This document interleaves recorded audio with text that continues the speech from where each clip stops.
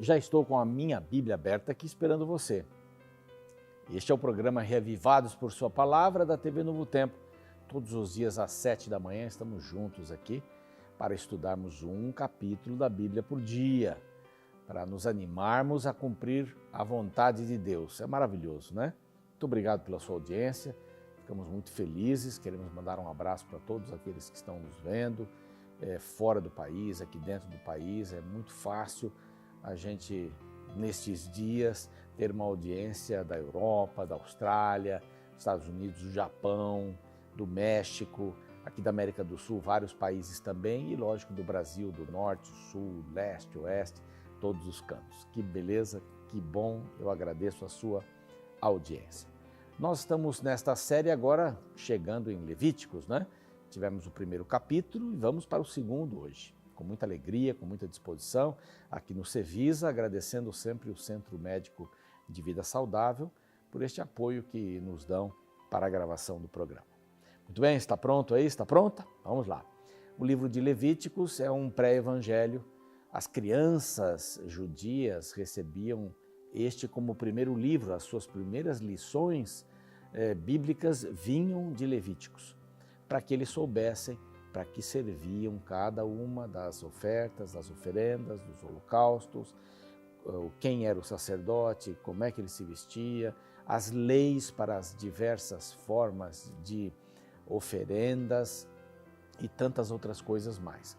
Histórias interessantes de obediência, de desobediência. É um livro fantástico e serve bastante para nos ajudar. No capítulo 1, nós vimos algumas das ofertas, as ofertas queimadas, que tinham que ver com a entrega total do ser humano. E agora no capítulo 2 nós vamos ver sobre as ofertas de manjares. As ofertas de manjares tinham que ver com submissão, com dependência. Entrega na oferta queimada, e agora as ofertas de manjares tinham que ver com comidas, né, de uma certa forma, onde a farinha era o principal ingrediente. O livro de Levíticos, ele foi usado seguramente pelo autor da carta aos Hebreus. Muitas das coisas que aparecem ali estão aqui. Era um livro básico. E dizem os especialistas que ele está bem no centro do Pentateuco. E Moisés o colocou desta forma, desta maneira, por ser um livro central, um livro que dava todas as orientações para o povo de Israel e para nós também de uma forma simbólica, né? Porque todos esses símbolos deixaram de existir no que diz respeito à salvação em Cristo Jesus, quando Cristo morreu na cruz do Calvário.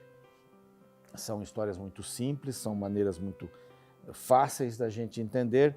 Bom, ofertas de manjares tinham que ver com a dependência, a submissão. Eu me coloco diante do Senhor. Tem que ver com os meios, né? A dedicação dos meios. No primeiro capítulo nós vimos sobre a dedicação do ser humano, né? Da pessoa, o pecado, quero morrer para o pecado, né? Entregar para o Senhor. E aqui eu estou sendo submisso, colocando diante do Senhor os meios de sobrevivência, né? E a farinha, como eu disse aqui, a flor de farinha, era o ingrediente mais importante. Nós encontramos aqui no capítulo 2, verso 1, o seguinte dizer: quando alguma pessoa fizer oferta de manjares ao Senhor, a sua oferta será de flor de farinha. Nela deitarás azeite e sobre ela porás incenso. Na realidade, aqui é mais uma oferta crua, né? Podemos dizer assim.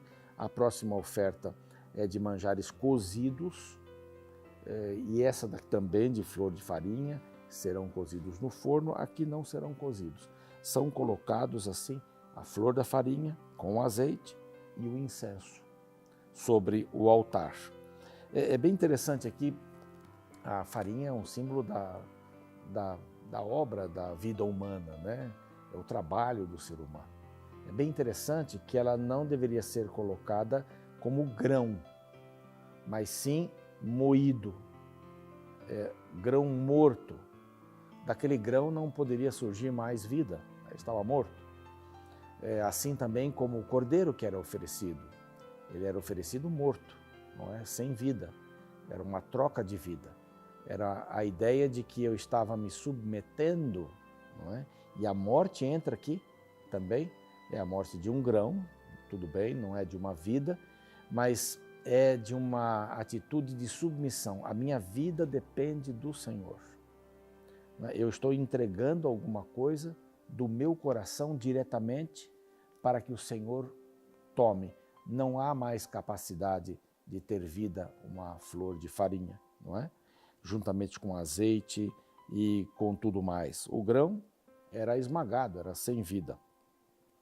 Da mesma forma, os demais, né, o bolo já feito aqui, o manjar cozido, também vinha desta farinha já morta, né, sem capacidade. A vida tem valor, eu até anotei aqui um pensamento, a vida tem valor quando ela é esmagada e moída. Ela cumpre o seu papel, né? Também. E os problemas, os dilemas da vida são exatamente para mostrar o nosso tamanho. Quando nós passamos por esta moagem da vida, com os desafios, com os problemas, nós estaremos mostrando o nosso tamanho. Uma árvore, disse Abraham Lincoln, se mede melhor quando ela está no chão, não é? E quando a gente tem estas vicissitudes, quando passa por problemas, é quando a gente vai se conhecer mais. Se eu estou só numa zona de conforto, a vida não é assim. A vida é composta de sims e nãos, de preocupações, de tranquilidades, momentos de paz, mas não existe uma paz perene, externa pelo menos, né?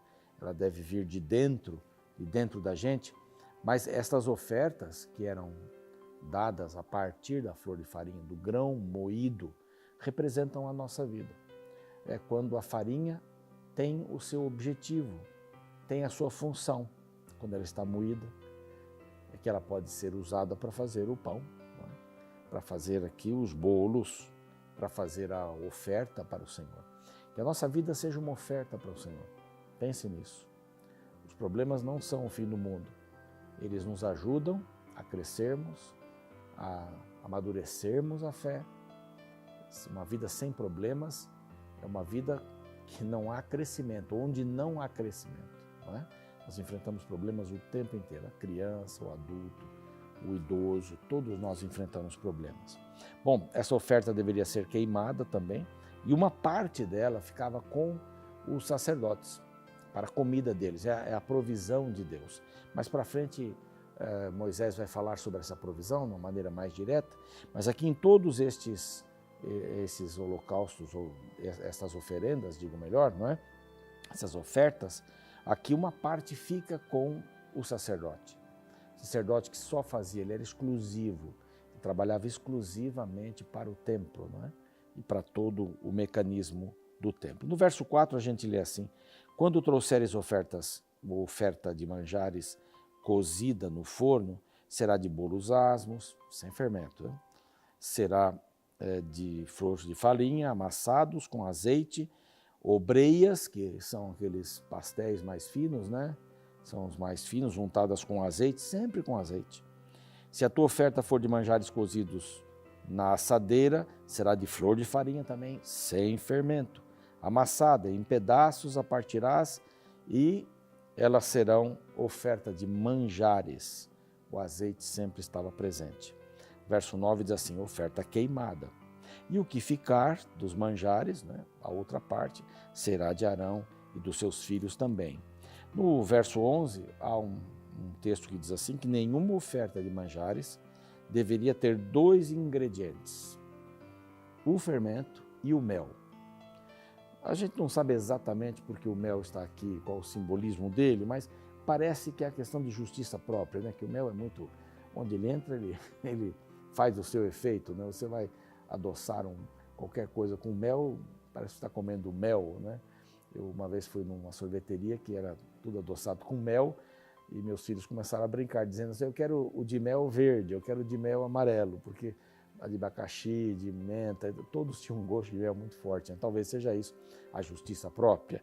E o fermento, que é um símbolo do pecado, onde ele entra, ele leveda, ele transforma, não é? Então ele foi tirado por Deus como um símbolo do pecado.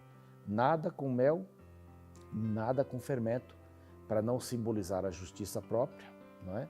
E tampouco o pecado. Mais um elemento entra aqui no verso 13, diz: toda oferta dos teus manjares temperarás com sal.